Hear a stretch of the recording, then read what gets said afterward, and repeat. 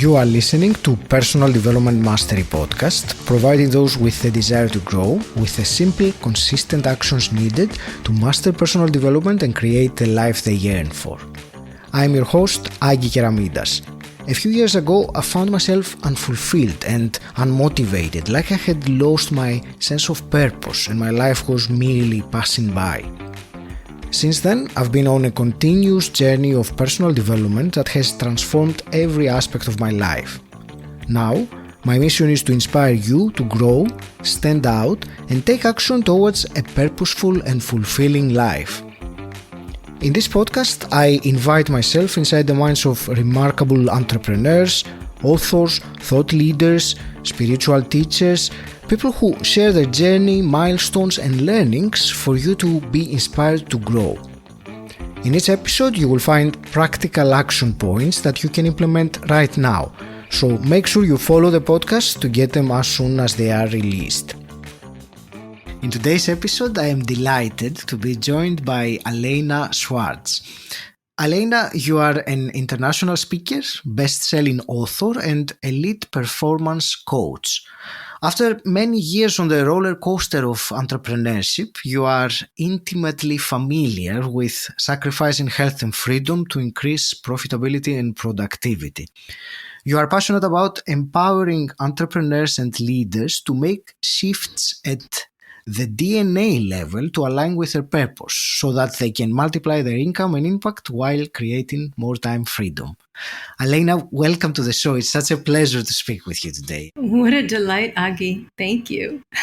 I'm very much excited for this conversation. I mean, since our original connection, I have been looking forward because I saw this beautiful energy that comes immediately from your messages and your certainly your presence here. So, and the topics that you talk about are so useful. As I was telling you earlier, I have personal interest as well.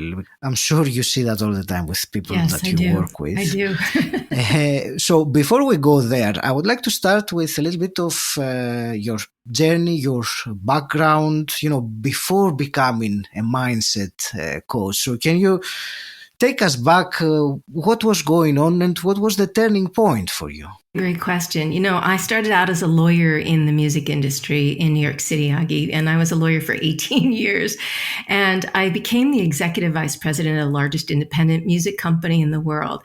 And I'd felt this disconnect between what I was doing and my passions for a long time. But when I entered that role, because I'd always been in private practice before that, and when I entered that role, I realized that I had really put my ladder against the wrong wall, that it was the wall that my parents wanted for me.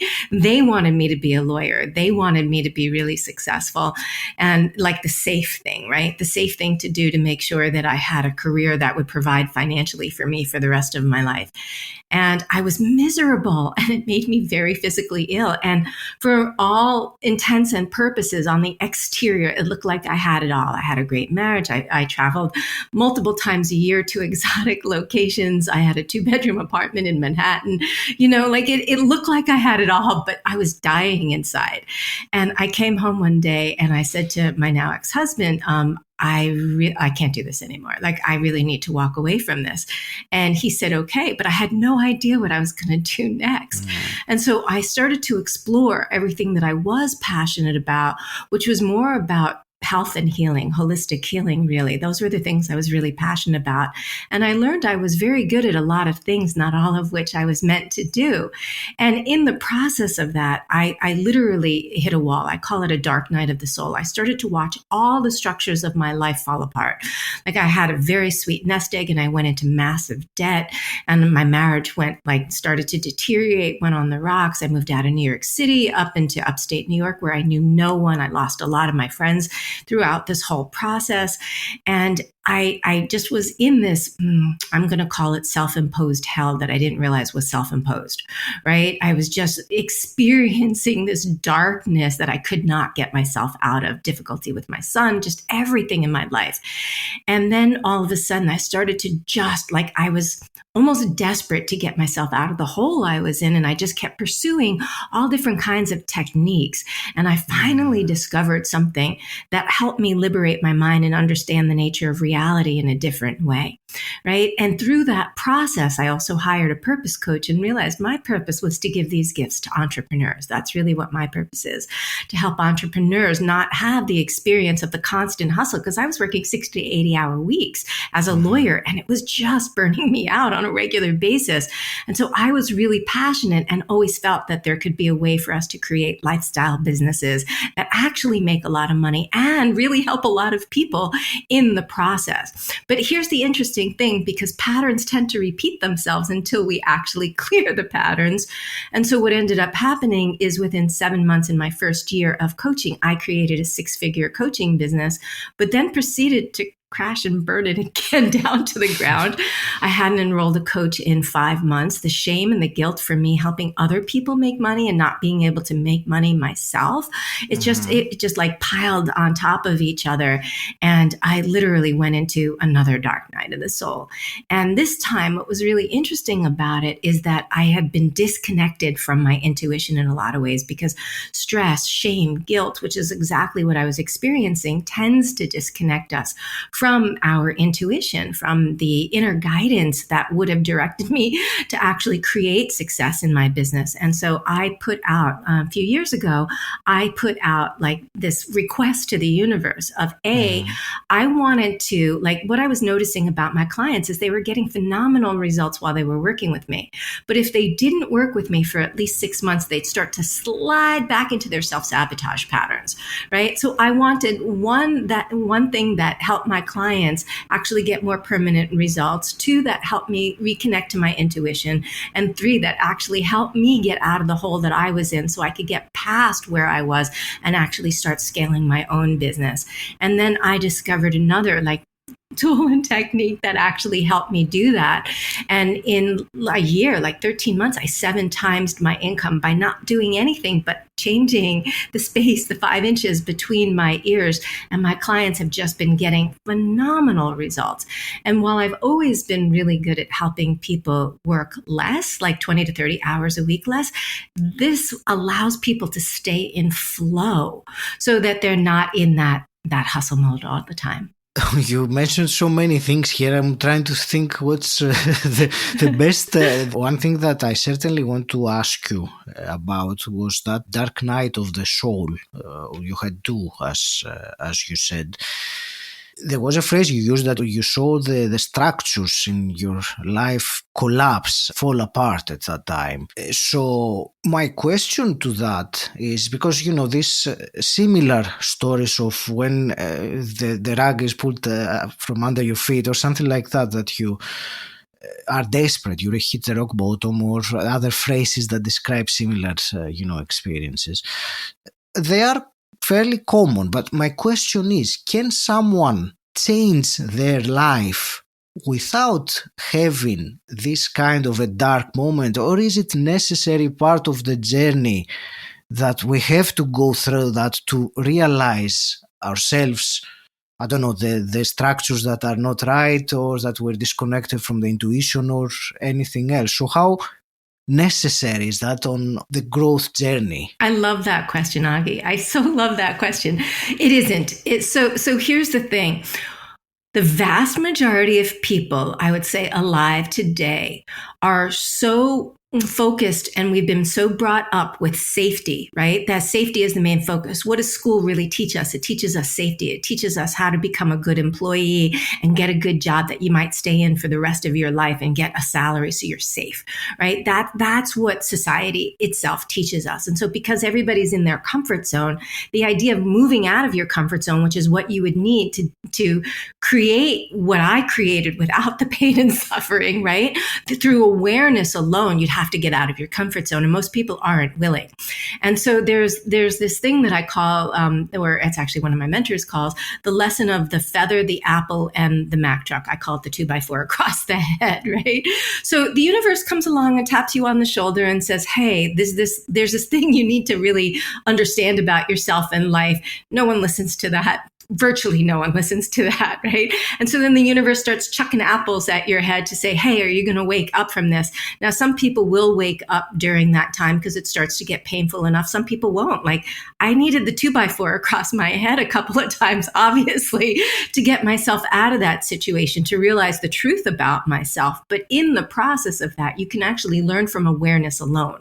Right? You can proactively clear what you need to clear so that you can learn from awareness alone. Now, one of the things that I will say is that learning from experience can actually be, even though it's far more painful and causes so much more suffering, it can be much faster, right? Because people are usually at the point, like you said, rock bottom, where they can't stand it anymore. And they're like, okay, I'm desperate. I'm going to do something. They're finally tired enough of it to actually make a change. But I think before then, they're really not that tired of it, right? They're willing to settle. They're willing to settle for a mediocre life because at least it's the life they know.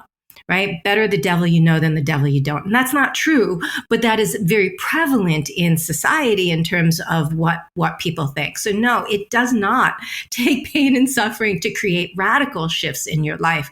But what I find is that most people are not willing to make those changes proactively unless they experience the pain and the suffering. That's a great answer. Thank you. The way you said it, it is absolutely. One of the reasons why I asked this question was, because of the hero's journey, when there is that final fight with your biggest demon, quote unquote, which could be your fears or your comfort zone. So that's why I was wondering how necessary that is in the journey as a hero. And you said about, learning from awareness rather than having to learn from the experience, which I like very much the sound of it.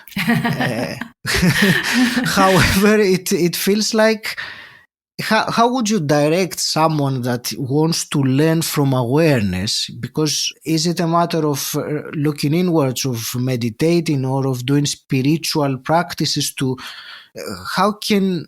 Yeah, that's a great question.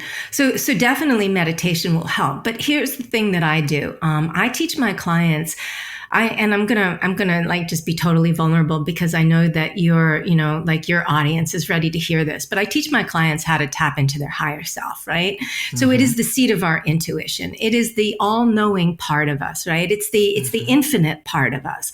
It already knows what we need to do to go from point A to point B with ease and grace. It like with no resistance whatsoever. It already knows how to do that and make our lives easy.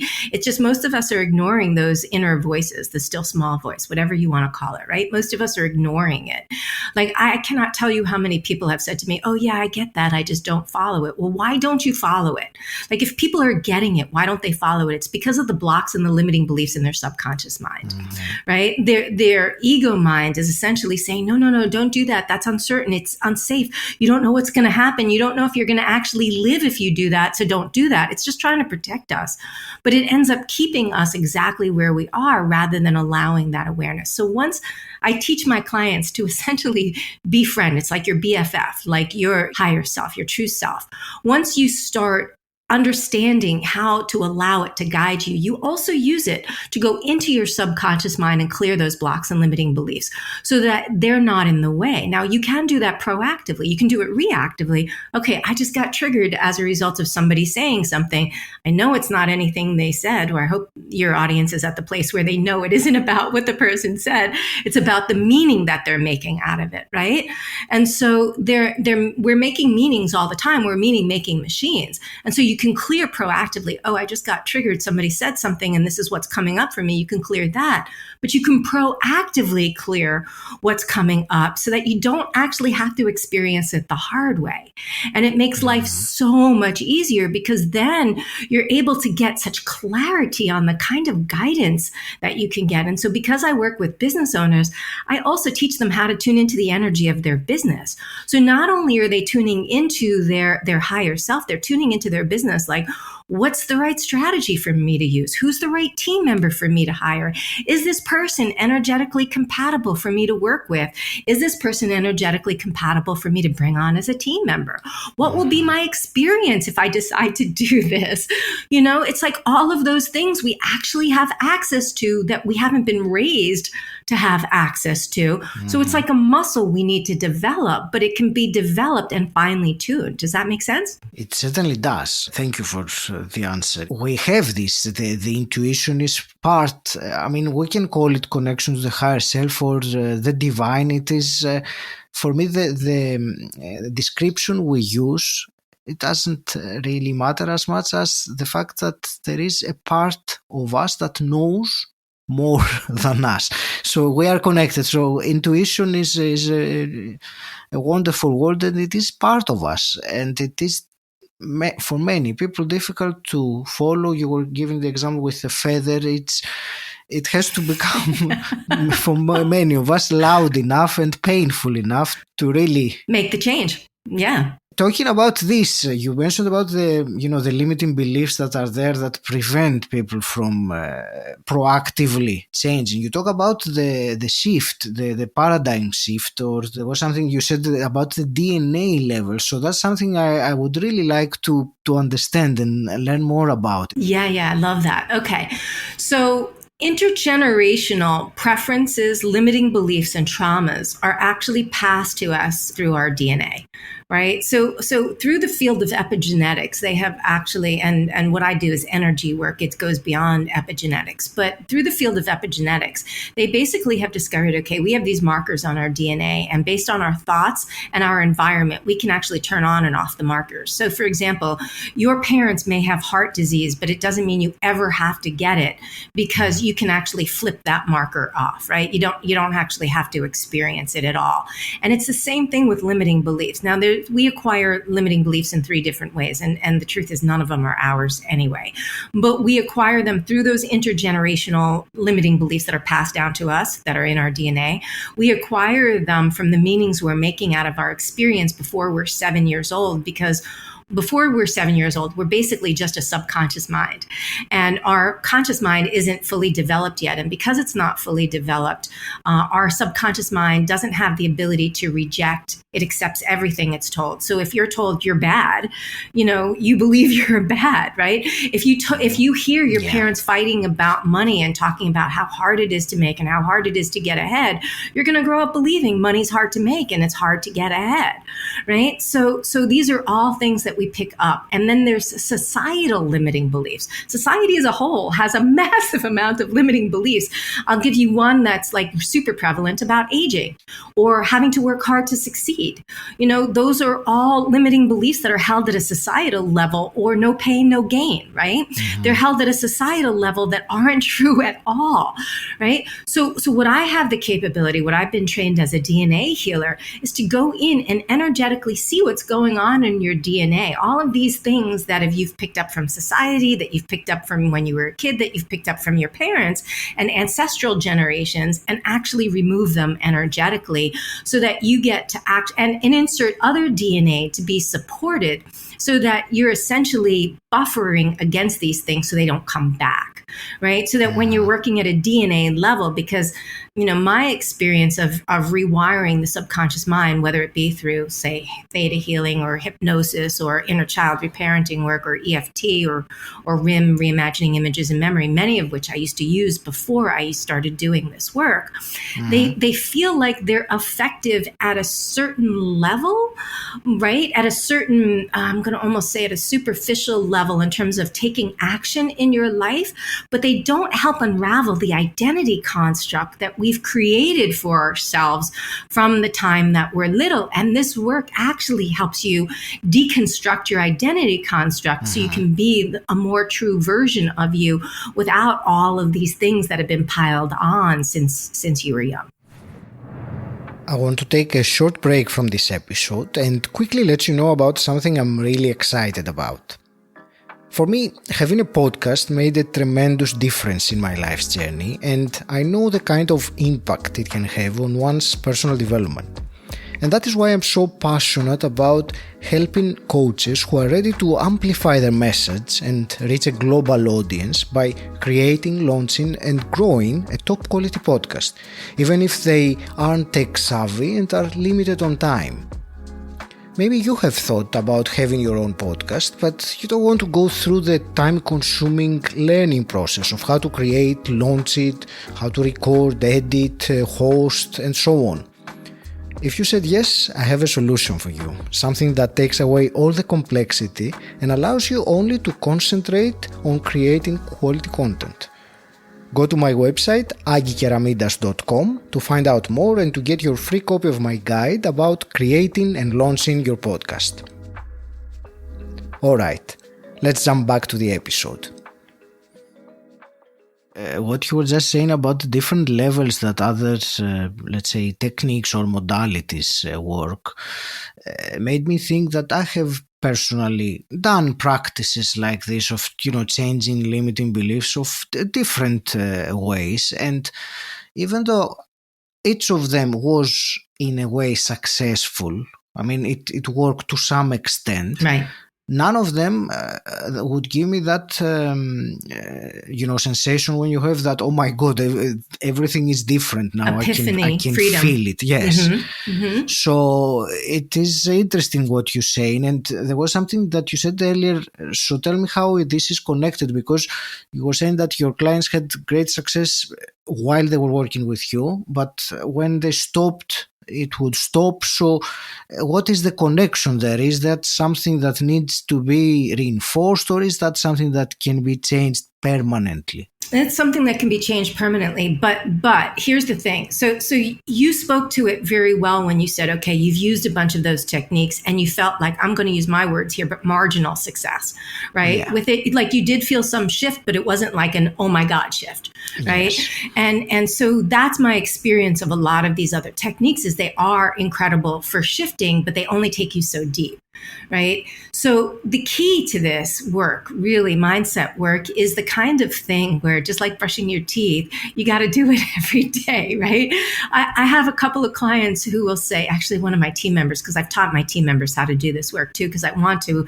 My goal is to create an intuitive business. So everybody who's working in the business uses these tools and techniques so that there's no ego in the business, that we can keep it clear of the ego mind. Right. And I was talking to one of my team members the other day, and she was like, yeah, when we have an issue, we use these tools and techniques. And I was like, that's reactive clearing, but you're not doing the proactive clearing, which is why you keep having the experiences that are causing the reactive clearing. You actually have to work proactively, right? If you want the experience, you actually have to work the work proactively. And that requires a daily practice. And that practice could be 15, 30 minutes a day. But for me, it's just like grooming. It's something that I do every single day to make sure that I am not letting my ego mind creep back in and foment thoughts in my head that start to build on themselves, that take me out or create other things I don't want to create in life. Because my experience right now, I've done so much clearing on this. I've cleared my identity constructs so much that my feedback loop is instantaneous. So if I am in the ego mind and believing the ego mind, my experience and my reality is instantaneous reflection of that now. It doesn't take a long time for that to happen. So I'm like, oh, I got to stay in flow. Like, this does not feel good. I don't like that at all. Right. So it can be permanent, but it does take the work to keep it that way, because we live in a society that's filled with all of these limiting beliefs still. And until society cleared them at a whole, it wouldn't be possible for us not to be doing the little bit of work regularly. But here's the thing I'm going to ask you and your audience, Agi, like, wouldn't it be worse spending 15 to 30 minutes a day doing this work than experiencing the kinds of crap that we experience in our lives that we don't like? There's no question about it. And, when you were saying that you have to work proactively at it and do a daily practice of it, it made me realize that the way I asked the question whether it is permanent, maybe it implied a sense of, after a while you don't have to put any effort anymore. Everything is different. So you just sit down and abundance flows into your life. And It made me realize the way I asked the question that because, with my podcast, sometimes I think of the personal development mastery as the journey of going there. And there is no point that after that, you don't have to put any effort. And I say, now I have mastered my life. So it will carry on every day. That is the process. It's the daily practice. So thank you for explaining it. Yeah, may I say something else about that? Of course. We are in third density reality right now. And the third density reality has this veil of forgetting of who we are. And it also has the polarity so that we can experience, like it's hard to experience happiness without experiencing sadness. It's hard to experience up without experiencing down, right? So we're living in a dimension of polarity so that it allows for the fastest, quickest growth and evolution of our consciousness. Once we get past, because there is a doorway open right now into fourth density reality. And once we move into fourth density, we no longer have the veil of forgetting. We don't have to have the level of suffering to learn that we have in this experience, right? This is specific to this 3D reality that we're experiencing now. So when you talk about that permanent, is it permanent? Once we no longer have the veil of forgetting and we remember who we really are, we remember we're these infinite beings with only a sliver that can fit in our body because the pure potentiality of who we are is so vast and so big, we cannot even fathom without like massive nuclear explosions getting our true selves to actually inhabit our entire bodies. And once we realize we're that vast and infinite, we get to have a different experience. But for right now, we've all chosen this experience, right? So the idea is to make the most out of this experience by raising your consciousness, raising your frequency, because when you raise your frequency, the abundance that you're talking about is right there. It's been there all along, Agi. It's totally there. All the opportunities are like right here. We just haven't been able to see them because we're operating here instead of here. And once we're here, like I cannot tell you, it's like, it's a joke that I have with my team about how many of my clients say it came out of nowhere. And I laugh because it's like, no, it was there all the time. It didn't come out of nowhere. Now you have the vision to see it.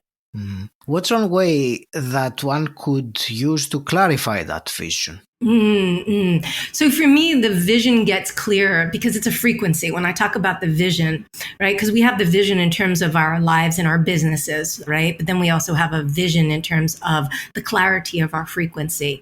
I meant with raising our frequency, as you said, what's one way to raise that frequency or keep it raised? Right. Okay. So I was going to say clearing limiting beliefs because that's the biggest way. But one of the biggest ways I would say is gratitude, right? So I'm sure you've had many, many guests talk about the effects of gratitude, but essentially when we have gratitude, the experience of gratitude is if you already have something and you have gratitude for it. When you're given something, like let's say you're given a gift or you get a client, you have gratitude for that. It's the experience of something already happened. So there's a couple of ways to do this is when we have gratitude for both what we already have, like a tremendous amount of gratitude for the abundance that we already have that may not be feeling like abundance for a lot of people, but is abundance when you can actually start focusing on it. And then you start focusing about the maybe the future things you want, but have gratitude for already having it. Then it brings it in so much faster, and it does really raise the frequency because again, you have gratitude for things you already have. So if you're giving gratitude for things in the future, the universe will fill in the gap to direct you there if you can consistently focus on what's working rather than what isn't working. Right? Because what ends up happening is what's working and what isn't working are two sides of the same stick. Right? Most people, they will look at what they don't have, focus on what's wrong with their relationship, what's not working in their business, what's in their bank account, rather than what's possible for them, right? What is working? What do you love about this person that might be your significant other, and cultivating that. And the more we focus on what we do have, then it allows more to actually come into us. Thank you. Is there any particular practice that you recommend for someone to use as a technique, to enhance the gratitude? Yeah, feeling is key.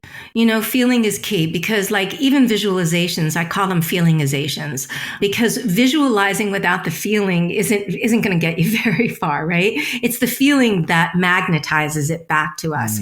And so being able to cultivate the feeling of it already receiving it is key. So one of the things I have my clients do is sit down and maybe visualize. Let's say, for example, I'm just going to use business analogies because that's the area I work in. But let's say you're wanting to create, let's say, 3 new clients in the next couple of weeks. What you actually do is you have to focus on feeling as if like, okay, like maybe it's a group program and you focus on seeing these 3 new people in your group, like on Zoom or something like that, right? And having the conversation with them and how psyched you are about it and how excited you are to work with them because these are great clients. Like these are totally ideal people who get it, who are willing to do the work, who you're psyched about, like feel those feelings and then really stir the gratitude in you for being able to like do the thing you love to do with these 3 new people, right? And the more that you can cultivate that energy throughout the day, because what you can do is then first you're focusing on someone and then you just start to feel the feeling, cultivate that feeling, right? And the more, again, you can do that throughout the day, the faster it will bring it in. That's great. I love this because it's practical. It's something that can be done. And a bit more on that. So would someone do that, let's say, close their eyes and put some nice music on and visualize and feel that at the same time? Sure. Or does it have to have a specific setting or can it be done when you drive your car? You can do it in your car. Okay. The thing about it, I do recommend closing eyes, doing it as a closed eye process, only because then you could clearly see the visuals more, right? Yeah. So you're pairing visual with feeling, which is really helpful. And then in your car, though, you can cultivate. Like I have to say, when I created that 6 figures in the first year, like I was not doing well financially before that. I was doing a lot of different odd jobs before I really got into coaching when I was trying to figure out what I really want to do next. And in the process of that is something that I do. I'd be driving around and every time I would start to feel like those feelings creeping in of like, oh my God, how am I going to pay my rent this month? Blah, blah, blah, blah, blah. I would just give gratitude for the fact that I had a house, gratitude for the fact that the lights were still on. But again, the feeling of it, right? I didn't have to do that with my eyes closed. And I just did this as a practice consistently. Every time I had that negative thought in my head, I would just turn it around and go into gratitude. And I was able to create that pretty fast. That's brilliant. But it requires, again, it's a practice thing. It isn't one and done. Exactly. We all want one and done. It isn't one and done. It's a consistent practice.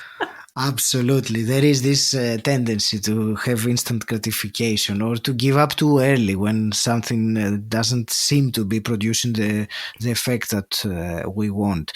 It's fascinating. May I say something to that? Because, okay, one of the biggest things that I see with my clients is that they start doing this work when they first start. This is when they first start, right? Yeah. And then they go into that habit of like, okay, I'm not seeing it yet. I'm not seeing it yet. I'm not seeing it yet. And the thing that I say is like, okay, when you plant a seed, how long does it take for that seed to germinate? Some seeds take, much longer than others to germinate, right? But if you keep digging up the seed to check if it's growing, it's never going to grow. You're going to kill it. If it has tiny little baby roots and it's just starting to germinate, but it hasn't come through the earth yet, then you're going to kill it by digging it up. And so what happens is we're starting to bring it to us. We're bringing it to us. We're bringing it to us. Then we start questioning it and wondering why it isn't here yet. And we've repelled it. We've moved it further away from us again. And then we have to start all over again and bring it to us, bring it to us, bring it to us. Then we repel it again by wondering why it's not there. And we just keep going back and forth and back and forth. And it's exhausting. And people are going, why isn't this working? It's not working. And it's exactly what you said. They're just not sticking with it long enough. I speak from personal experience.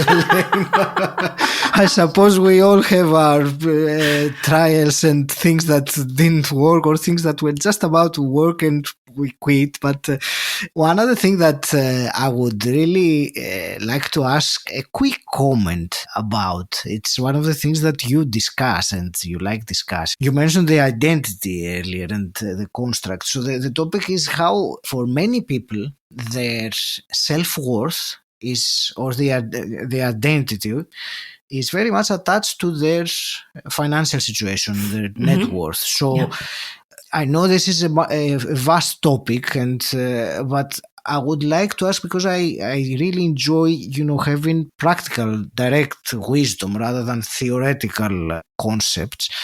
So what's your number one advice to someone who has their self-worth tangled with their low net worth, and the one is affecting the other? Because eventually I think it's a two-way thing, if you allow it to be. So it is one of the topics that I love to talk about. So thank you for asking that, Agi. So it's a really interesting thing, because your self-worth absolutely has everything to do with your net worth, but your net worth has nothing to do with your self-worth. And so let me explain what that means. Okay. When we were growing up, I was thinking about this yesterday. As a matter of fact, I had dinner with some friends, and they have two twin-year-old boys who absolutely I love and adore. And when they do something, the boys like to be really helpful. And when they do something, the parents always say, "Good boy. Oh, job well done." And so therein lies the genesis. I mean, other than the fact that it's so societal. So we're dealing with this on a societal level. So we're getting it all from society. Like we've been rewarded for doing good stuff, right? We get love and approval from our parents when we act as good boys and girls. And so because of that, we've grown up with this idea of conforming who we really are. This is where our identity construct starts to come in. We start conforming with who we really are to get the love and approval, because the way we are doesn't seem to get the love and approval, right? It seems to actually get disapproval a lot of times. So because of that, we start conforming who we are, and we start realizing, oh, mom and dad give me more love when I accomplish. Mom and dad give me more love when I do really well. Mom, if I do this thing well, then mom and I get love and approval. And it happens in schools too. My experience is only of schools in the United States, but I know it happens across the board, where teachers want you to act a certain way. You misbehave, there's all kinds of consequences for acting like yourself, right? And not sitting there and conforming and being a good student. So as a result of that, from everywhere around. And if you're in religious institutions, it's the same thing, right? So now we're getting it from all different angles about how we have to act to be good people, what it means to be a good person. And if you're not a good person, then it means you're not going to get love and approval. Now, on a tribal level, when you don't get love and approval, when you're ousted by the tribe, it means certain death. So there's still this ancestral part of our brain that for us seeks the love and approval, because it means we get to be part of the tribe then. We're not ousted from the tribe. So as we become adults and we start pursuing careers, then we go after the accomplishments too, because our whole lives have been spent on getting love and approval from outside of ourselves. Rather than cultivating the love and approval from inside of ourselves, we've been getting love and approval from outside of ourselves, from external. So then money becomes the next external thing that we really focus on. And we start looking for money. Like success in society means you've arrived. You're somebody, right? Everybody wants to be a somebody. So it means if you have money, you're a somebody. And they don't realize that the ego is just constantly looking for validation from outside of ourselves. And so, I mean, it's why, Agi, I can tell you that I have worked with millionaires, like a guy who was worth $100 million and still feeling like it wasn't enough money. Right? Afraid that he was going to lose it. And so we think, okay, well, when I have enough money, when I make my first $1 million in my business, when I make this amount in my business, then I will finally feel XYZ, whatever that is, secure, safe, free. None of those things keep us feeling worthy. It's pursuing it from inside of ourselves, from the truth of who we are. Because you are here right now, because you were born, you are inherently worthy. You don't actually have to do anything for it, but that's not how we were taught. That's not how we were brought up. So money becomes the next thing that we pursue to make ourselves feel worthy. Now, here's the interesting thing. So at the beginning of this, I said your self-worth has everything to do with your net worth, because you can make a lot of money without having a lot of love for yourself, self-love. You can make a lot of money without. A lot of people who make a lot of money don't have a lot of self-love. They may have self-belief in a particular area, but they don't necessarily have self-love, which is why they keep chasing more, right? So in that sense, right, what happens is when we start understanding that self-love is synonymous with our life purpose, is synonymous with 100% responsibility for our lives. And 100% responsibility means I am the creator of my life. Everything I've created in my life, whether I like it or it sucks, everything I've created, I put there. And I am such a powerful badass being. I have the power to change it and put there what I want instead, what I desire and what feels good. That's 100% responsibility. It means not being in victim mode, but it's also synonymous with money. So when you attract money from a place of self-love, it doesn't come at the sacrifice of anything. It comes because you know you're worthy. And so abundance can absolutely flow into you effortlessly rather than having to work your butt off to create it and be in constant hustle mode, which is what most people are doing. You hear about the gurus, some of the people who've made a lot of money, like even Elon Musk, they talk about the necessity, Kevin from Shark Tank or Gary Vee, they talk about the necessity. If you're not successful, you're not working hard enough. No, that's BS. If you're not successful, it's because you're not feeling like you're worthy of and deserving of the success you want. And when you shift that, then abundance flows into you effortlessly. Wow, thank you, Alaina. That's a wonderful answer, very useful. Thank you very much. And it's, as I said, it's a vast topic, and we could have a whole conversation just on that. But I'm glad that we mentioned even this part. It's been a fascinating conversation. I have some quick fire questions to wrap the episode up. Before I ask them, where would you direct the listener who has loved this conversation and wants to find out more about you and what you do? Yeah, the best way to get into my world, I am so passionate, Agi, about helping people live a lifestyle business and make more money, helping people work less. And so I created this course. It's a 4-part video mini course. It's no longer than an hour on helping people. It's called 5 Ways to Shave 20 to 30 hours off your work week while earning more money, right? And so I'd love to offer that to your audience for absolutely free. It is actually the real techniques I use with my high-end one-on-one clients. My team has asked me not to put it all in there. And I said, I'm giving it anyway, because I believe, value comes back to us in a variety of different ways. So I really want to provide value and help people work less if they work what the exercises are in the program. That's really key. Because again, there is no magic. You actually have to put in, and believe me, it's so much less effort than working 60, 80 hour weeks, right? Because I typically help all my clients work less than 40-hour weeks. So I would love to offer that, and they can get that at alainaschwartz.com/time. So that's alainaschwartz.com/time. And I'll have that link for you to put in the show notes as well. Yes, absolutely. Fantastic. That's great. Thank you very much. And I'm looking forward to checking it out myself and seeing what you have in there. So let me ask you a couple of quick fire questions then to end this. And the first one I always ask is, what does personal development mean to you? All right. Personal development means to me, we're not really developing ourselves, right? It's about removing the layers that make us believe we're something other than we really are, so we can reclaim the beingness of the consciousness of who we really are.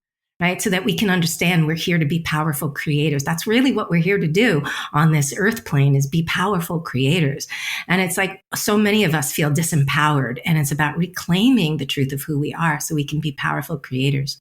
That's great. Thank you. And hypothetically speaking, if you could go back in time and meet your 18-year-old self, what's one piece of advice you would give her? Oh my God. I would say continue to develop your intuition.